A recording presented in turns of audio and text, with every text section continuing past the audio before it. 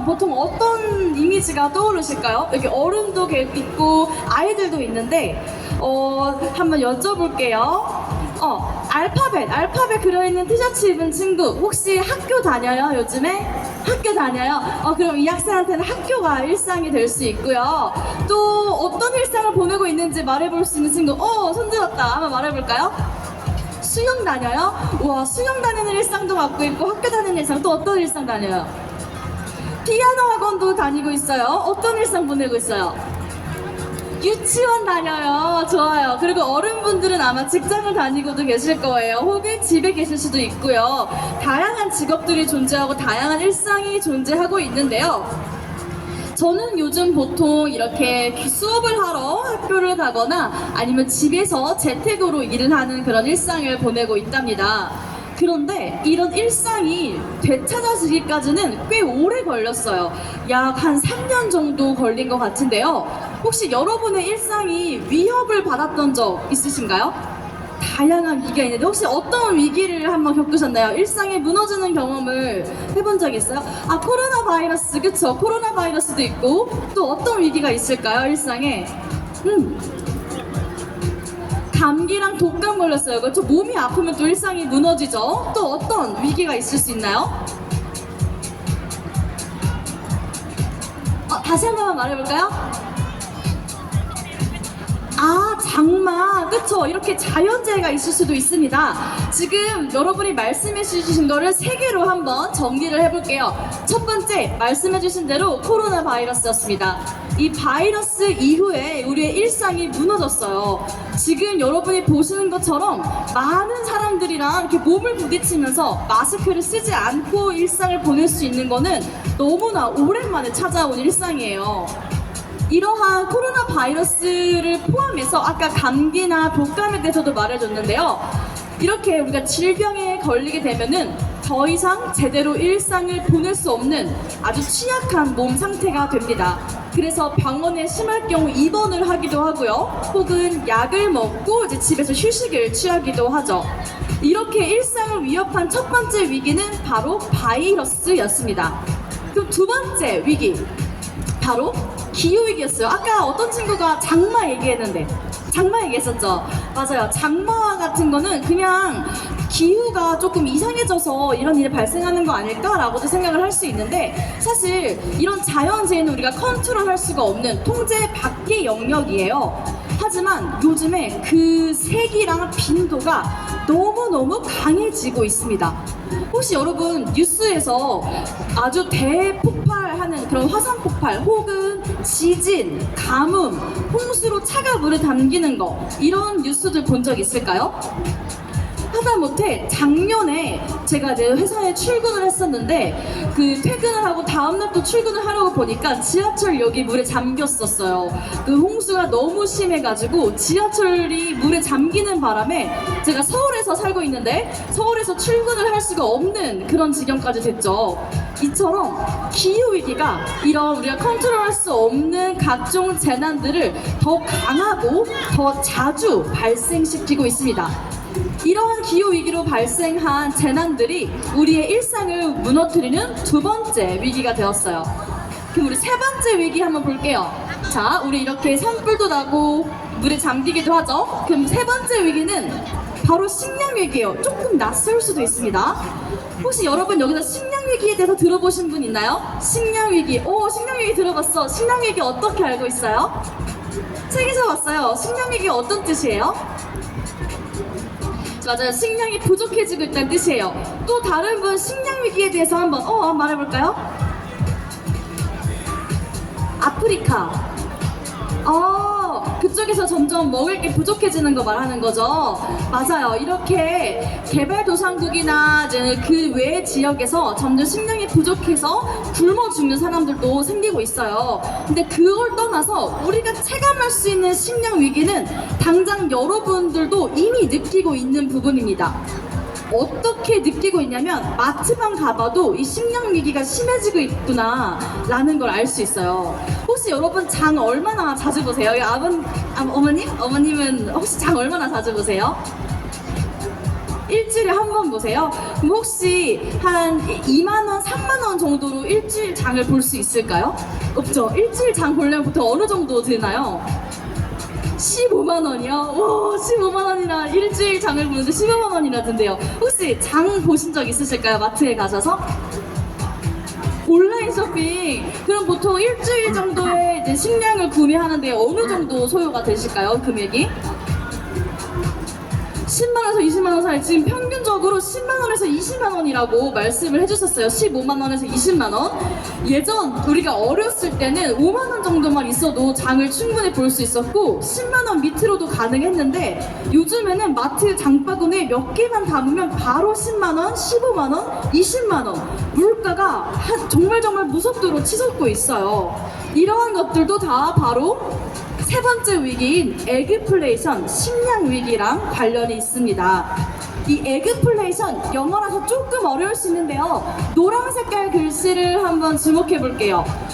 Agriculture에 나오는 AG, 이게 에그, 농업을 뜻하는 거고요. 그 밑에 있는 inflation의 뒤에는 inflation, 이 두 단어를 합한 단어가 에그플레이션이에요.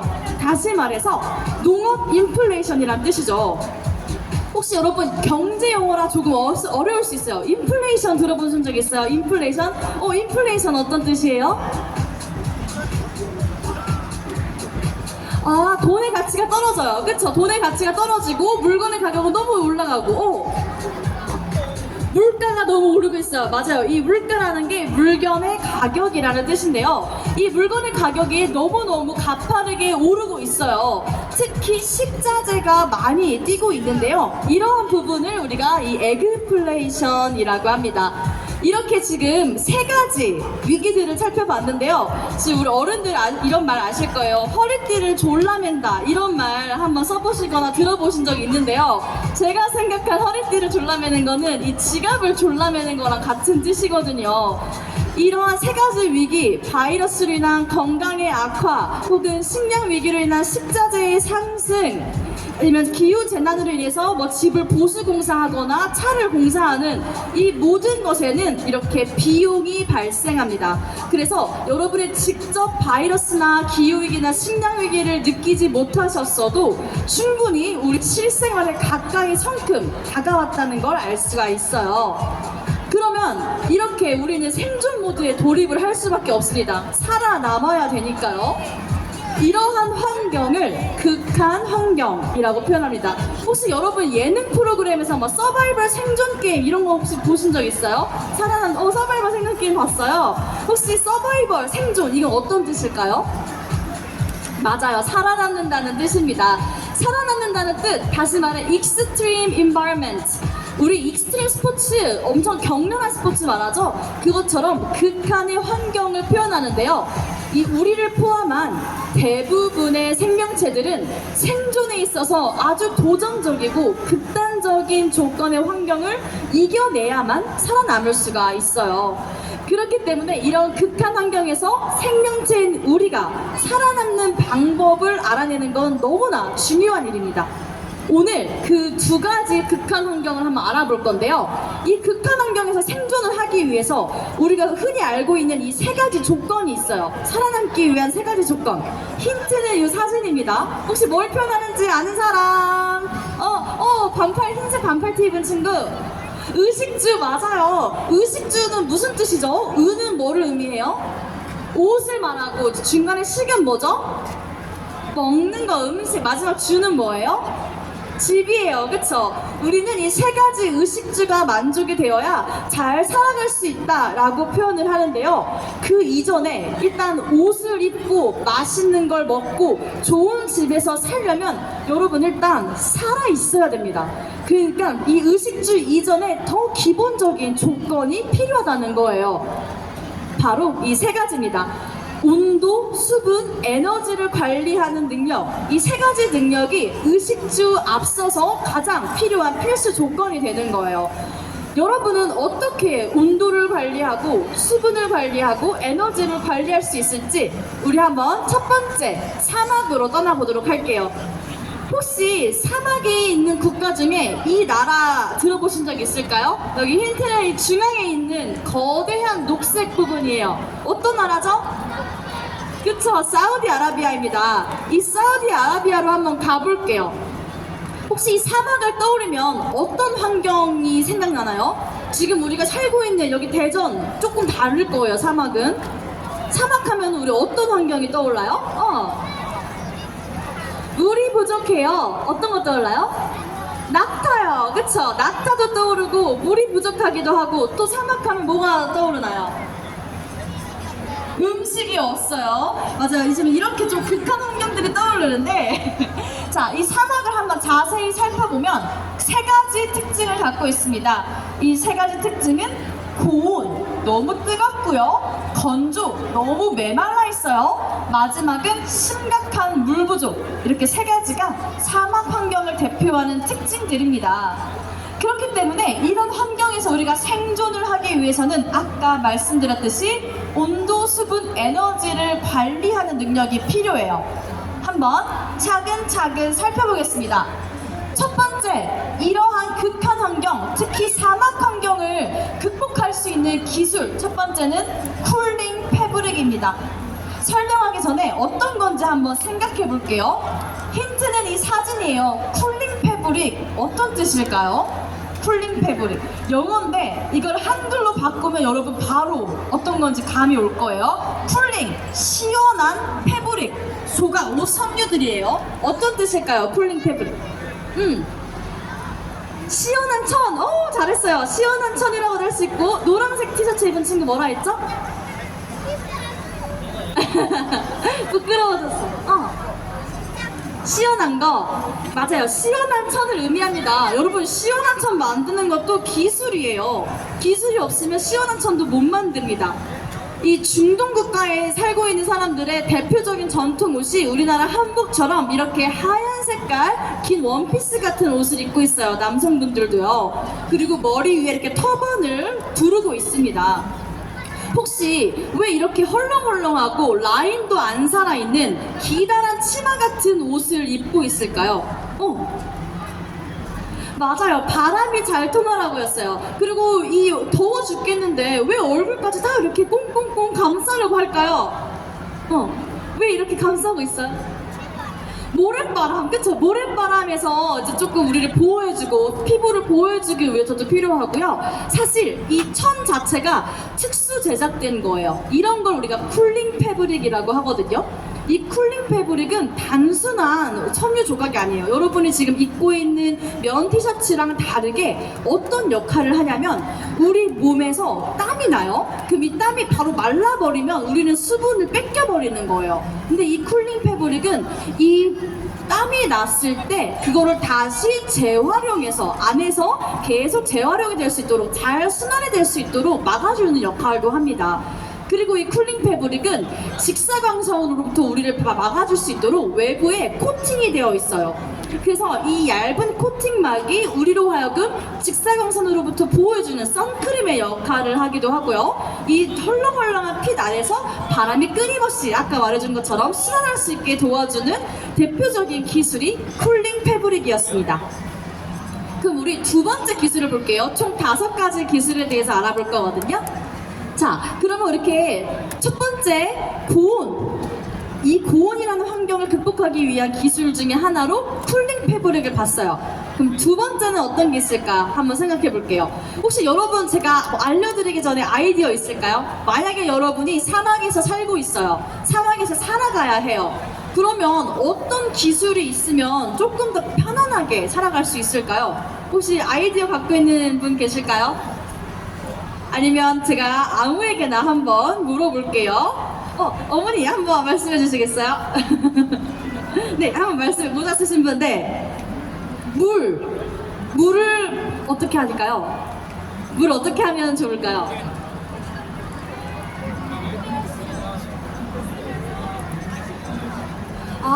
물을 오랫동안 휴대할 수 있으면서 마시기 쉬운 형태로 보관하는 방법, 그것도 기술이 필요하죠. 또 어떤 아이디어 있어요?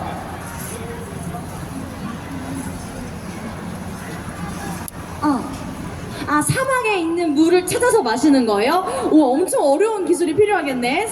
어떤 거였어요?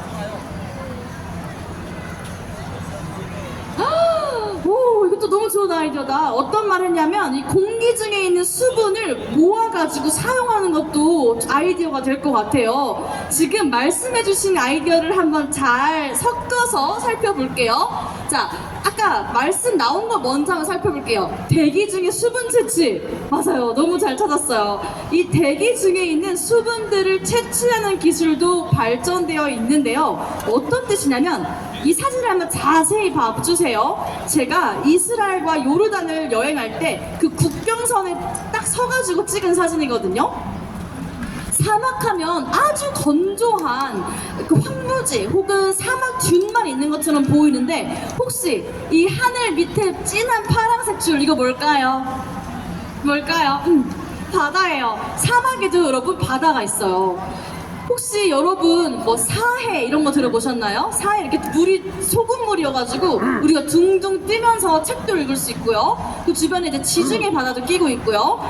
생각보다 사막 국가들이 사막만 갖고 있지 않아요. 사막을 끼고 그 밖에는 바다에 둘러싸여 있는 부분들도 있거든요. 그러면 태양볕이 아주 강해요. 그럼 바다 물 표면 위에서 어떤 일이 발생할까요? 어떤 일?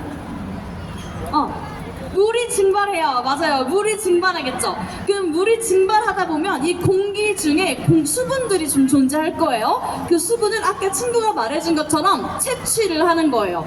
근데 이 채취를 그냥 손으로 잡는다고 수분을 우리가 가져올 수 있는 거는 아니에요. 그러면 어떤 걸 이용하면 잘 잡을 수 있을까요? 건조한 손으로 만지면 더 채취가 안 되겠죠? 어떤 손으로 어떤 걸 이용해서 채취하면 좀 쉬울까요? 힌트를 드릴게요. 혹시 여러분 슬라임 갖고 논 적 있어요? 슬라임이나 이렇게 쭉쭉 늘리는 그런 거 갖고 논 적 있죠? 아니면 혹시 여러분 푸딩이나 젤리 먹어본 적 있어요? 그게 힌트예요. 혹시 이 힌트를 활용해서 어떻게 수분을 채취할 수 있는지 한번 말해보실 수 있을까요? 누가 말해볼 수 있을까요?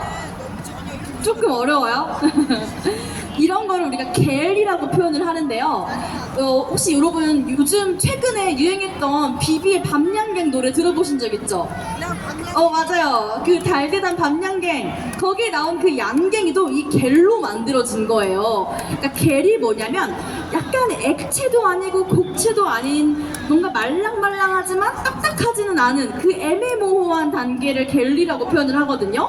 여러분이 그 슬라임이나 액체김을 갖고 노는 거랑 비슷한 텍스처예요. 이런 거를 활용해서 공기 중에 있는 대기 중에 있는 수분을 끈적하게 잡아 이끌어 오는 겁니다. 그러한 겔로 수분을 채취하는 거예요. 그게 바로 세 번째 기술이었고요.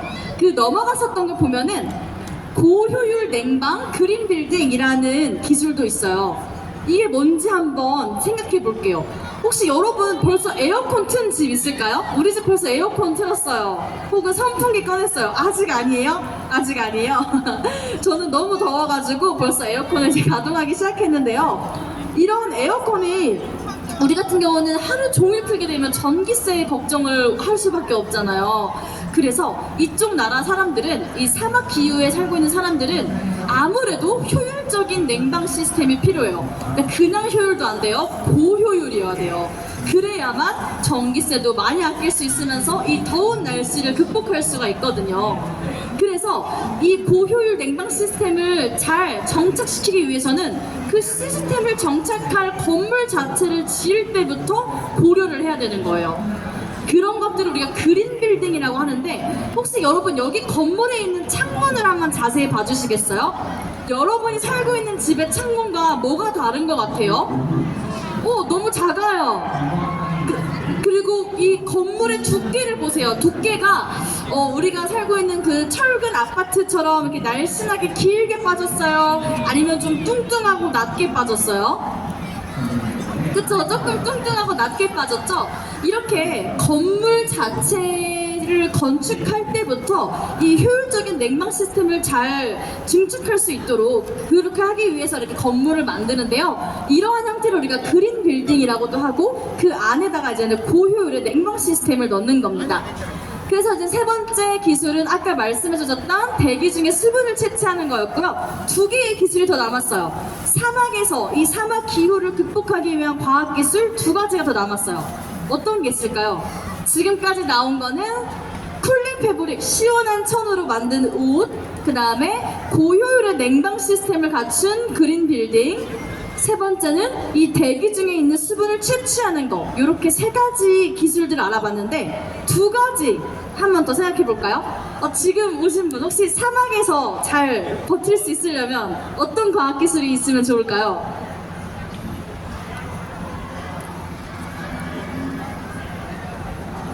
오, 맞아요. 그게 우리 두 번째에서 했었던 고효율 냉방 시스템이었어요. 태양의 에너지를 활용하는 거. 자, 네 번째는 바로 토양의 수분을 관리하는 거예요. 혹시 여러분 사막 모래가 얼마나 뜨거운지 잘 모르시죠? 제가 한번 알려드리면, 혹시 여러분 여름철 해변가에 맨발로 해변 모래 위를 걸어본 적 있어요? 혹시 아니면 잠깐 나도 모르게 이렇게 잠깐 밟아본 적 있어요? 그런 적 아직 없어요? 그러면 발이 어떻게 될까요? 너무 뜨거워요. 화상 입은 것처럼 너무 뜨겁거든요. 근데 그것보다 더 입자가 고운 모래면 면적이 작기 때문에 열을 더 많이 흡수하고 있어요. 촘촘하게 흡수하고 있어요. 그러한 사막 모래 위에 맨발을 대는 순간 우리는 진짜 화상을 입을 수밖에 없을 거예요. 이처럼 건조하고 뜨거운 이 사막 모래인데 거기 있는 사람들도 먹고 살아야 될 거 아니에요. 그러니까 식물을 심고 이제 야채랑 채소 이런 것들을 재배할 수밖에 없는데요. 그때 이 전체에다가 토양에다가 다 물을 뿌면 될까요? 안 될까요?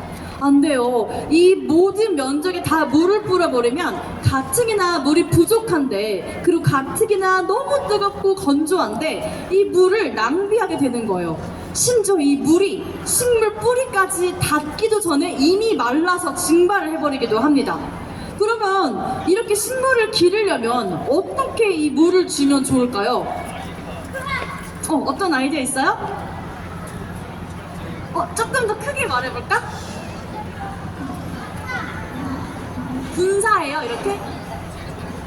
스프레이 같은 걸로 이렇게 분사하는 거. 스프레이로 이렇게 분사하는 거, 그것도 좋은 아이디어인데, 그러면 공기 중에서 뿌리자마자 갑자기 다 사라져 버릴 수도 있어요.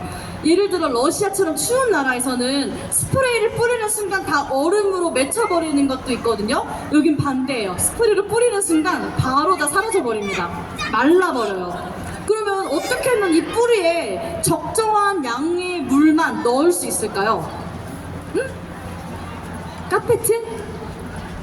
땅 밑으로 관계시설을 넣어가지고 물을 주는 거, 그것도 중요하죠. 그러면 그것도 하나의 방법이 될 것 같아요. 또 어떤 아이디어 있어요? 진흙? 물을 이미 많이 머금고 있는 흙을 사용하는 거 말하는 거예요?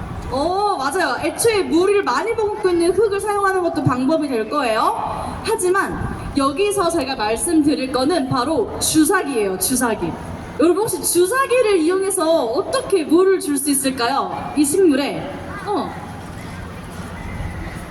맞아요. 식물에 꽂는 거예요. 근데 이 주사기가 우리가 피를 뽑을 때 쓰는 그런 주사기가 아니라 머리카락 한 올만큼 아주 얇고 가는 관으로 되어 있는 주사기를 사용해서 이 뿌리에 적정한 양의 물만 주사를 시키는 거예요.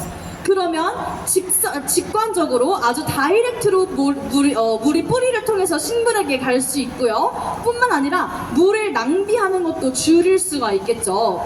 그래서 이러한 방법을 써서 하는 게 토양의 수분을 관리하는 기술이었어요. 마지막은 바로 스마트팜입니다. 혹시 여러분 스마트팜 들어보셨어요? 스마트팜 들어봤어요? 혹시 여러분 지하철역 안에도 스마트팜이 있는 거 아시나요? 메트로팜이라고도 불리는데요. 제가 대전 지하철은 아직 없는 걸로 알지만 나중에 기회가 돼서 서울로 여행을 가게 되면은 이 서울 지하철역 안에 스마트팜의 존재를 하고 있어요. 그래서 여러분이 여기 가서 상추나 뭐 샐러리 같은 걸 뜯어가지고 바로 샐러드를 만들어서 샌드위치를 해 먹을 수도 있고요. 그러면 이렇게 지하철이면 거의 동굴 같은 수준이죠. 햇빛도 잘 안 들어오고 물도 없어요. 이러한 환경에서도 식물들이 잘 자란다는 건 어떤 특별한 장점이 있기 때문일 거예요. 그래서 사막에서도 이 기술을 사용하는 거고요. 혹시 이 기술은 어떤 기술일까요? 스마트팜 들어보신 분? 한번 네? 빛. 맞아요. 빛을 줄 수가 있어요. 이 안에서 빛을 준다는 거, 그리고 또 어떤 거? 다시 한번.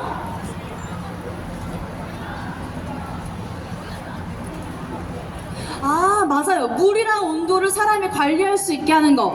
우리 식물이 잘 자라기 위한 세 가지 조건은 바로 햇빛이랑 물과 영양분이 가득한 흙입니다. 그럼 이 세 가지를 환경에 구애받지 않고 비가 오나 태풍이 치나 아니면 뭐 전쟁이 일어나가지고 우리가 밀가루 같은 거 수입하기 어렵거나 이런 모든 국제 정세를 다 벗어나서 통제된 환경만 갖춰준다면 우리는 안정적인 식량을 계속 확보할 수가 있어요. 그게 바로 이 스마트팜 기술입니다. 여기 있는 이 남자분이 지금 손으로 이렇게 막 뭘 버튼을 누르고 있죠. 이게 어떤 거냐면 이 식물에게 적합한 온도가 있을 거고요, 적합한 수분 양이 있을 거고요, 적절한 영양분이 필요할 거예요. 너무 과해도 문제고요. 그러면 이제 물러가지고 제대로 성장을 못하고요. 너무 부족해도 제대로 성장을 하지 못해요. 그래서 적정한 양을 우리가 이 컴퓨터 데이터를 통해 파악을 해서 부족한 만큼만 넣어주는 거예요. 그러면 우리는 효율적으로 에너지를 관리할 수도 있을 거고요. 이 주변 환경에 영향을 받지 않은 상태로 안정적으로 일정량 이상을 수확할 수도 있는 기술이랍니다.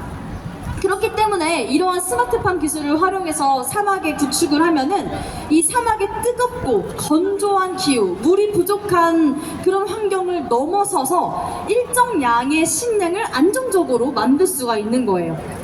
우리 이렇게 총 5가지 사막이라는 극한 환경을 이겨낼 수 있는 과학 기술들에 대해서 알아봤는데요. 이번에 두 번째 아주 극한 환경으로 가볼 거예요. 어디일까요? 우주입니다. 우리 우주로도 한번 가볼 거예요. 이 우주, 여기 이제는 일론 머스크 이제는 열심히 노력 중이죠. 화성으로 가려고, 이주하려고. 근데 그런 것처럼 이주를 하기 전에 일단 그걸 생각해 봐야 돼요. 이주를 하자마자 죽으면 이주의 의미가 없어요, 여러분. 생존을 해야 이주의 의미가 있는 겁니다. 그러면 이런 극한 환경에서 어떻게 하면 생존을 할 수 있을까? 우주라는 환경은 도대체 어떤 환경일까를 한번 같이 알아보는 거예요. 자, 우리는 지금 이 30년 만에 천왕성 탐사를 다시 시작할 만큼 이 우주를 탐사하는 것에 진심인 상황이에요. 이 미 항공우주국, 우리 흔히 나사라고도 알고 있죠? 이 나사라는 곳에서는 태양계의 최외곽에서 얼음 발견 프로젝트를 시작하기도 했습니다. 그래서 앞으로 10년간 최우선 목표가 바로 이 천왕성을 탐사하는 거예요. 그러면 이렇게 우주라는 건 어떻게 보면 가장 꼭대기에 올라간다는 뜻이에요. 우리가 등산을 해서 산 꼭대기에 올라가면 이 풍경을 한눈에 내려다볼 수 있는 것처럼 우주에 먼저 탐사를 해서 뭔가 하나의 데이터를 얻어내거나 새로운 발견을 하게 되면 우리는 고지를 확보할 수가 있습니다. 이 고지 확보에 가장 중요한 의의가 5가지가 있는데요. 뭐 예를 들어 군사적인 이점이 있을 수도 있고요. 그다음에 새로운 자원을 확보하거나 거주지를 확보할 수도 있어요. 그리고 외교력도 강화하고 에너지와 자원을 조달할 수 있는 이런 다양한 이점들 때문에 우리는 이 우주라는 고지를 확보하려고 이렇게 열심히 탐사를 하려고 하는 겁니다. 그러면 이런 우주 탐사 어떤 환경을 고려해야 될까요? 우주 환경은 아까 사막과 달라요. 우주 환경은 크게 진공 상태, 극저온, 강력한 방사선, 이렇게 3가지 극한 환경을 갖고 있습니다. 혹시 여러분 여기서 진공 상태, 극저온, 강력한 방사선, 조금 다 어려운 용어들인데 진공 상태에 대해서 들어보신 분 있을까요? 진공 상태다. 진공 상태 어떤 거예요? 공기가 아예 없는 상황. 선진도 아니구나. 그러면 이 극저온은 어떤 뜻이에요? 극저온. 아까는 극고온이었죠, 사막은.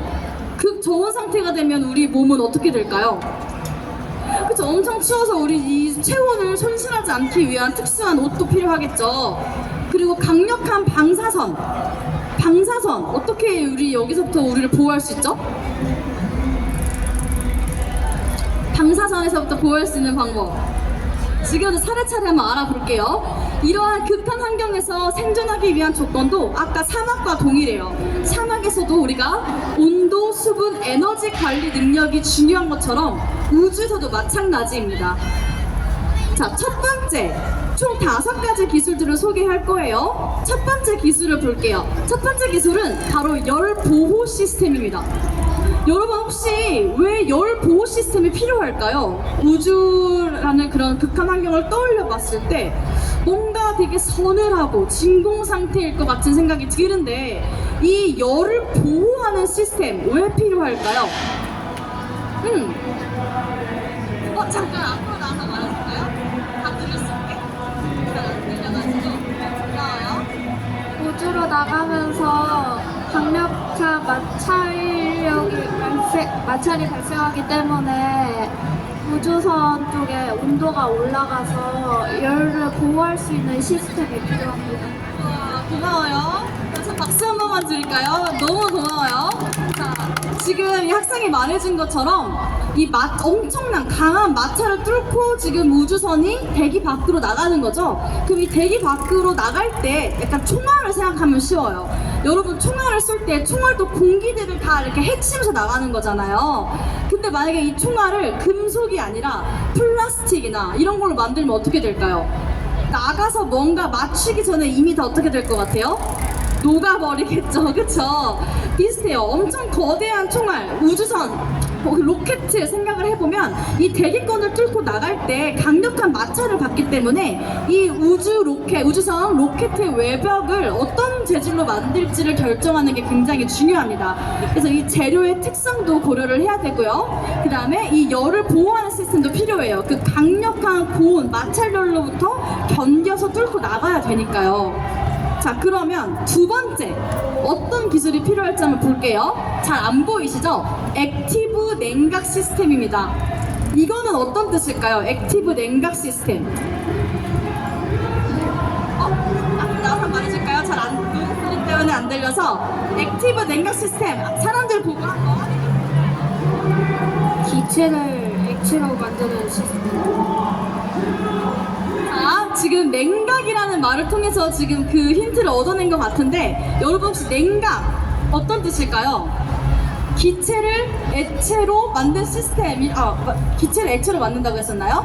그쵸? 기체를 액체로 만든다라고 했는데 여기서 말하는 이 냉각 시스템은 어떤 걸 뜻하는 거냐면 액체 냉각 매질을 사용하는 거예요. 그러니까 그게 왜 사용되는지를 알아야 되는데요. 아까는 열을 보호한다고 했어요. 근데 이번에는 또 냉각 시스템을 활용한대요. 다시 말해 첫 번째나 두 번째 역시 극한으로 더워지는 환경, 극한으로 차가워지는 환경을 방지하기 위해서 그 적정한 온도를 유지하기 위한 두 가지 기술이라고 생각을 하시면 돼요. 첫 번째는 우리가 너무 뜨거운 환경을 이제 벗어나기 위해서 사용을 했었다면 이거 같은 경우는 우주로 나갔을 때 우주로 나가기까지가 이제 열 보호 시스템, 우주에 도착을 했어요. 이제 대기 밖으로 나왔어요. 그러면 너무나 추워요. 이제 극저온이 돼버린단 말이에요. 그럼 이 극저온에서 이 우주선이 만들어진 이 재질도 있을 거고 이 사람이 입고 있는 이 옷의 재질도 있을 거고 이 모든 것이 그 극저온을 견뎌내야 된단 말이에요. 그래서 우리는 이 액티브 냉각 시스템을 활용해가지고 이 우주복을 만들기도 하고요, 디자인을 하기도 하고요, 재료를 선정할 때도 고려하기도 합니다. 그래서 우리가 온도를 극한으로 뜨거워지거나 극한으로 차가워질 때 이 두 가지를 막기 위해서 필요한 게 아까 말씀드렸던 열보호 시스템이랑 액티브 냉각 시스템이에요. 자, 그럼 세 번째 볼게요. 세 번째 기술, 앞으로 3개가 남았어요. 수분 회수 시스템입니다. 힌트는 이 사진이에요. 혹시 최근에 듄이라는 영화 보신 분 있을까요? 듄 영화 본 적 있어요? 듄 봤어요. 그 혹시 듄에서 이 장면 기억나요? 친구? 피카츄 지갑한 친구? 친구는 안 봤어요. 자, 듄 영화에서 보면은 뭔가 희한한 거를 코로 연결하고 옷에 입고 있어요. 혹시 이거는 어떤 목적으로 만들어진 옷일까요? 수분을 회수하기 위한 목적 맞죠? 자, 수분을 회수하기 위한 목적인데요. 마찬가지로 지금은 사막이 아니라 우주지만 이 영화를 제작할 때 수분 손실 슈트를 디자인할 때 영감을 얻었던 게 실제로 그 우주 정거장에서 사람들이 입고 있는 우주복에서 영감을 얻었다고 합니다. 그 우주복이 어떤 메커니즘이냐면 이렇게 수분을 회수하고 재활용할 수 있는 시스템을 갖고 있는 거예요. 그래서 거기서 아이디어를 착안해서 우리의 체액, 눈물, 땀, 이 모든 수분들이 끊임없이 재활용과 재생산을 과정을 거칠 수 있도록 순환 시스템을 만들어주는 거죠. 그런 거를 우리가 이 수분 회수 시스템이라고 합니다. 자, 그럼 네 번째로 가볼게요. 네 번째는 태양광 패널이에요. 아까 사막에서도 고효율 냉방 장치를 유지하기 위해서는 태양광 패널이 필요했었는데요. 마찬가지예요. 우주에서는 사막처럼 고온한 그런 아주 뜨거운 태양의 뜨거운 그런 환경일까요? 아니면 아주 추운 환경일까요? 아주 추운 환경인 것 같아요. 그럼 한번 질문을 바꿔볼게요. 지금 친구는 우리 지구에 서 있어요. 지구에 서 있고 지금 태양을 우리가 받고 있긴 해요. 더워서 땀도 나고 하지만 그러면 만약에 아예 지구 밖을 벗어나서 태양을 마주하게 되면 어떻게 될까요? 지구 밖을 벗어났어요? 태양이랑 거리가 더 가까워진 거예요? 멀어진 거예요? 가까워진 거죠. 그럼 태양과의 거리가 이렇게까지 가까워지면은 어떻게 될까요? 이 태양열에 의해서 우리가 어떻게 될까요? 그쵸? 그러면 다시 말해서 우리가 이 밖에 있지 않고 우리는 어차피 우주선 안에 있을 테니까 이 태양광 패널을 바깥으로 던져가지고 이 열 에너지를 우리가 이용한다면 엄청나게 효율적으로 열을 모을 수가 있겠죠. 이 태양광을 이용해서 모으는 게 이제 광전 효과라고 부르는데요. 이 광전 효과를 이용해서 우리는 이 열 에너지를 전기 에너지로 전환시킬 수도 있는 거예요. 그렇게 해서 모인 에너지를 이용할 수도 있는 거고요. 그리고 엄청나게 넓게 날개를 펴고 있는데 이왕이면, 왜냐면 우리가 로켓 제일 윗부분에 이 인공위성이나 이런 것들을 같이 태워서 보낸단 말이에요. 그럼 너무 거대하면 태워보내기가 힘들어요. 그럼 우리 어떤 기술을 쓰면은 이렇게 기다란 태양광 패널도 우주 밖으로 보낼 수 있을까요? 지구 밖으로. 어떤 기술을 사용하면 좋을까요? 해볼까요? 안 들려가지고. 일로 와보세요.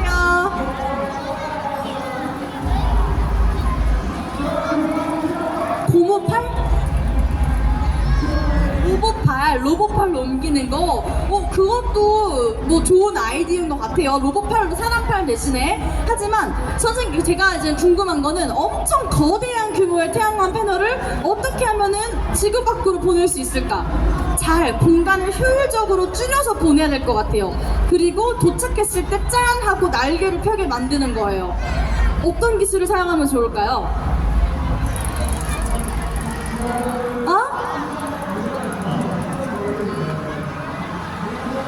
시간을 정해서 도착했을 때 펴질 수 있도록. 그쵸? 근데 일단은 도착까지는 해야 돼요. 그렇기 때문에 아까 말한 것 같은데 종이접기 기술을 이용하는 거예요. 그 종이접기라는 기술을 이용해서 이 태양광 패널들을 잘 접을 수 있게 디자인을 해가지고 보낸다면 아주 커다란 패널이어도, 이렇게 사진처럼 거대한 비행기 같은 모양의 패널이어도 우리가 공간을 효율적으로 이용해서 같이 로켓에 탑승을 해서 보낼 수가 있는 거죠. 그리고 이 태양광 패널은 보통 다층 구조로도 만드는데요. 다층이라는 건 층이 여러 개라는 뜻이에요. 그래서 이 각 층이 특정 파장에 반응할 수 있도록 층을 구성한다면 이 지구 밖에서 존재하는 여러 파장들을 우리가 이용해가지고 에너지를 만들 수가 있겠죠. 꼭 특정 파장에만 반응하게 되면 우리가 활용하지 못하는 파장들도 많잖아요. 그래서 보통 다층 구조로 만들어서 다양한 파장대를 이용해서 이 에너지를 얻을 수 있도록 구성을 하고 있습니다. 자, 그러면 이제 오늘의 마지막 기술이에요. 마지막 기술, 바로 우주농업입니다. 혹시 아까 우리 사막 얘기할 때 스마트팜 이야기했는데 아직 기억하고 계시나요? 스마트팜? 스마트팜 기술 어떤 걸까요? 검정 티셔츠 입은 친구. 혹시 조금 늦게 왔었나? 스마트팜 기술 못 들었고요. 그러면 들었던 친구 중에 앞에 검정 반팔 티셔츠 입은 친구 앞으로 나와서 스마트팜 어떻게 기억하고 있는지 한번 말해볼까요? 나오세요. 그럼 하늘색 티셔츠. 아니야, 기억이 안 나. 다시 한번 말해줄게요. 자, 스마트팜 기술이 아까 뭐라 그랬어요? 극한 환경을 통제하는 게 가장 큰 장점이라 그랬어요. 아까 사막에서는 고온하고 건조하고 물이 부족하다 그랬죠. 이러한 환경을 통제하기 위해서 정보통신 기술을 이용해서 그 식물에 맞는 적절한 양의 빛, 적절한 양의 물, 영양분을 우리가 미리 세팅값을 설정해 두면 된다고 했었어요. 비슷한 원리입니다. 이 우주농업도 마찬가지예요. 이 장면은 영화 속 장면이기 때문에 현실이랑은 조금 거리가 있지만 그래도 이 우주농업 산업 분야를 살펴보면은 이 스마트팜을 우주 정거장에서 사용할 수 있는 거를 그냥 우리가 우주농업이라고 생각하면 쉬울 것 같아요. 다시 말해서 아까 그 우주는 세 가지 극한 환경을 갖고 있다 그랬어요. 어떤 환경이었냐면 자, 앞으로 가서 보면은 이 진공 상태의 극중 강력한 방사선 이러한 극한 환경도 갖고 있고 우리가 여기에 직접적으로 노출이 되지 않기 위해서 열보호 시스템, 액티브 냉각, 수분 회수, 태양광 패널 등의 기술들을 또 이용을 했었죠. 근데 일단 이렇게 살아남았으면 우리가 먹는 것도 이제 해결을 해야 된단 말이에요. 그 먹는 거를 해결하기 위한 방법이 바로 우주 농업이었습니다. 그래서 우리가 지금 아까 의식주로부터 시작해서 일상에서 우리가 어떤 위기들을 겪어서 그 세 가지 위기로 인해서 우리의 안전이 편안한 일상이 위협당하는지를 한번 살펴봤고요. 그 이후에는 극한 환경인 첫 번째 사막으로 가서 어떠한 환경인지 그리고 5가지 기술을 한번 알아봤고 그 다음에는 우주로 넘어와서 어떤 환경인지 그 다음에 5가지 기술을 한번 알아봤습니다. 그러면 우리 이렇게 알아본 환경을 통해서 극한 환경에 대한 걸 다시 한번 정리를 해볼게요. Extreme Environment라고도 하는데요. 이 생명체에게 생존에 있어서 도전적이고 극단적인 조건의 환경을 극한 환경이라고 한다고 했어요. 그래서 이 극한 환경에서 살아남기 위해서는 3가지 조건, 온도, 수분, 에너지 관리 능력이 필요하다고 했습니다. 근데 지금 우리는 지구에 살고 있어요. 그리고 또 한국에 살고 있죠. 우리가 사막에 살 걱정, 우주에 살 걱정을 당장은 하지 않아도 돼요. 하지만 이걸 통해서 여러분이 한 가지 아이디어를 얻을 수 있어요. 여러분의 일상에서. 생존을 하기 위한 조건이 온도랑 수분과 에너지를 관리하는 능력이라고? 그러면 이건 현대인에게 어떻게 변환될 수 있을까요? 의식주 이전에 우리는 온도, 수분, 에너지 관리를 능력을 통해서 생존을 먼저 해야 돼요. 그럼 우리는 여기서 이렇게 생각해 볼 수도 있겠죠. 이 온도를 열정이라고 생각을 해볼게요. 그리고 이 수분을 씨앗을 심고 물을 주는 과정이라고 생각을 해볼게요. 그 마지막 이 에너지는 여러분이 관심 있는 것에 쏟는 시간을 의미한다고 생각을 해볼게요. 그러면 우리가 자생, 스스로 살아남기 위한 생존 능력을 기르는 가장 중요한 방법은 이 극한 환경에서의 얻은 아이디어인 수분, 온도, 에너지 관리 능력과 동일하게 우리가 어떤 분야에 어떤 곳에 열정을 쏟을 건지 그래서 어떤 분야에 내가 씨앗을 잘 심어서 충분한 시간을 들여서 물을 줄 건지를 생각한다면 그 싹이 틔어져서 결국에는 우리가 자생할 수 있는 능력이 될 거라고 생각합니다. 자, 오늘 저와 함께 총 2가지 일상을 통해서 이제는 사막과 우주의 극한 환경을 한번 비교해 봤는데요. 오늘 여행 즐거우셨나요? 자, 그럼 오늘 이야기는 여기까지고요. 서바이벌 생존 우주에서 사막까지 강연을 준비한 거항 여행가였습니다. 감사합니다.